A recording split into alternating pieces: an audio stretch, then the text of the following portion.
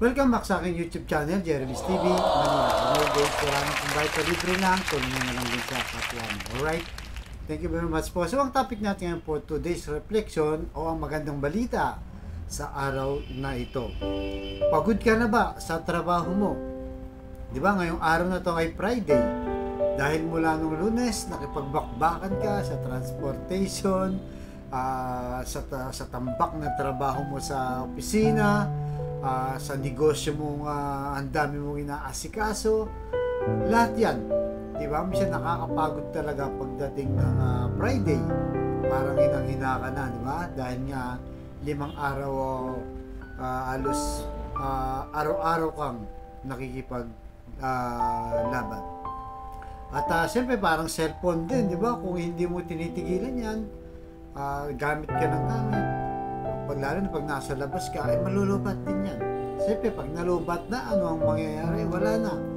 Kahit gaano pa kaganda ang cellphone mo, kahit iPhone pa yan, kahit magkano pang presyo niyan, wala ka nang magagawa kapag nalubat na. Kaya sabi sa Exodus chapter 20 verse 8, alalahanin nyo ang araw ng pamamahinga at gawin ninyo itong natatanging araw para sa akin. Ayan guys, malinaw po, no? Ito yung ating sinasabing araw ng Sabat nung panahon na yon. Pero ngayon, araw ng Linggo, lalo na sa ating mga Katoliko, di ba? Kasi yung araw ng Linggo, yun ay araw ng pagpapahinga sa atin. So, bibigyan mo yung sarili mo ng kapahingahan, hindi lang basta physical, di ba? Kailangan maging ma-refresh ka rin. Lalo na, 'di ba? Lalo na sa yung katawan na pagod ka, stress ka sa loob ng isang linggo, 'di ba? So kailangan natin magpahinga para makapag-isip din, makapag-desisyon ng maayos. Kasi pag pagod po tayo, talagang minsan wala na, 'di ba? Wala na sa ayos yung ating mga desisyon. Kaya pagmasdan nyo po, di ba, sa mga truck driver, di ba, madalas silang na-aksidente. Bakit? Kasi nga minsan wala silang tulog, halos maghapon silang nagda-drive para lang makuha nila o mabayaran sila ng mas matagal at magkaroon sila ng sweldo ng mas malaki. Pero ang nagiging problema, di ba, nagkakadisgrasya sila. So ganun din po sa atin, di ba? Yung spiritual natin, kailangan din tayong mag-repress. Pagdating ng araw ng linggo, di ba? Ano man ang iyong relihiyon, magsimba ka. Magpasalamat ka kasi nakaraos ka sa isang linggo. At kailangan, siyempre, kung pagod na pagod ka sa iyong mga ginagawa pang araw-araw sa buhay, pagdating ng Sunday o Sabat, kailangan mo magpahinga, pero kasama mo si Lord. Kaya nga sabi sa ibang Bible verse, di ba? Habang natutulog tayo, yung mga alalahanin natin sa buhay, lalo na yung pangangailangan natin sa ating pamilya, pinoprovide po ng ating amang nasa langit. Kaya talagang lagi po tayong magpasalamat, di ba? Mas maganda po isama nyo ang pamilya nyo pagdating ng Sunday para ma-refresh talaga. Mawala yung mga maraming iniisip. Kami po, share ko lang, no? Ang aming pamilya, di ba? Pagdating po ng Sunday talaga, dahil isang linggo, di ba? Nagtatrabaho nga, pagod na pagod tayo. Ang dami nating ginagawa, halos wala ka ng oras, di ba? Pagdating ng linggo, kailangan tayo mga Pilipino, may tinatawag na tayong family day, di ba? So, kailangan isama yung pamilya, yung magpasyal-pasyal kayo. Pero siyempre, bago kayo mamasyal, mauna muna sa simbahan, di ba? Unahin nyo muna si Lord, humingi ng tawad, siyempre magpasalamat, nakaraos nga, di ba? Sa isang linggo, at pagkatapos na yun, pwede na kayo pumunta ng mall, sa park, o kung saan yung gustong mamasyal, di ba? Importante, nagawa nyo na. Actually, yung Sabat, obligasyon siya, at huwag niyo pong isipin na parang istorbo siya, dagdag oras pa sa ginagawa. Hindi po, blessing po yan. Great blessing po ang pagsisimba. para pagpalain kayo at magagaan ang inyong kabuhayan. Yan po isa sa mga sikreto dahil kasama yan sa Ten Commandments. Yung alalahanin mo ko sa araw ng pamamahinga.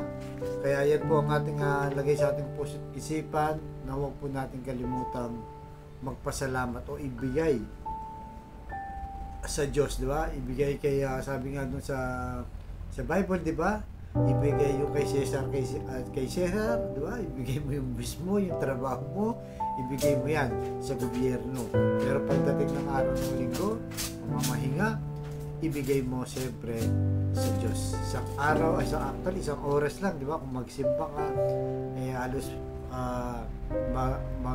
isang linggo ang pagtatrabaho mo. Kaya mga iba sinasabi, hindi, busy ako eh. Hindi ako nakakapagsimba. Di ba? Hindi kami nakakapagdasal. Wag po. Huwag niyo pong gawing dahilan na busy po kayo. Bigyan niyo po ng oras ang ating Panginoong Diyos. Dahil sa Kanya, wala ka po. O di ba? Wala po tayong lahat.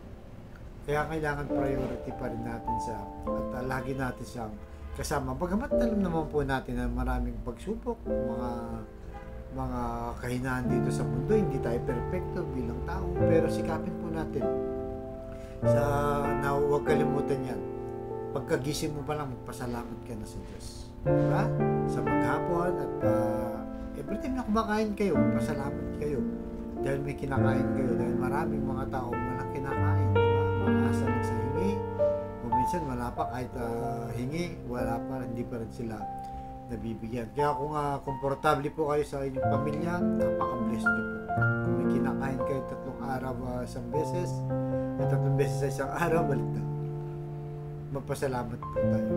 Kaya po huwag natin kalimutan na ibigay ang para sa Diyos.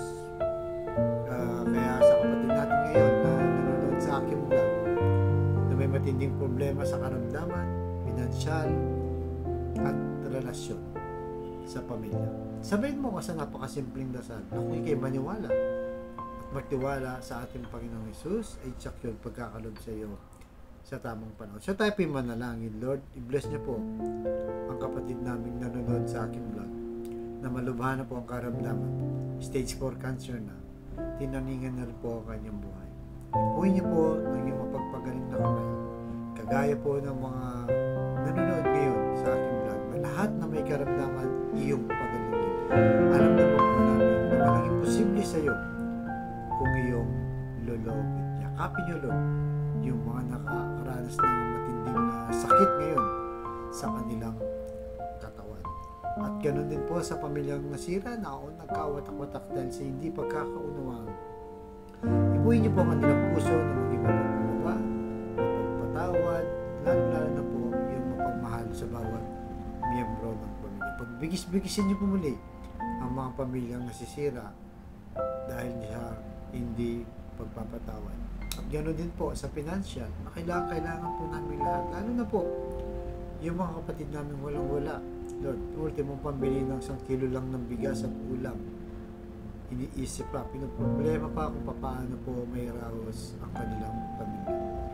Bless niyo po ang aming hanap buhay para may provide namin ang pangangailangan ng bawat pamilya namin. At patawarin niyo po kami sa aming mga kainahan at kasalanan. Ang lahat ng ito inihiling namin sa matamis na pangalan natin, Panginoong Yesus. Amen. To God all be the glory. Sa ngalan ng Ama, ng Anak, ng Diyos, Espiritu Santo. Thank you very much po.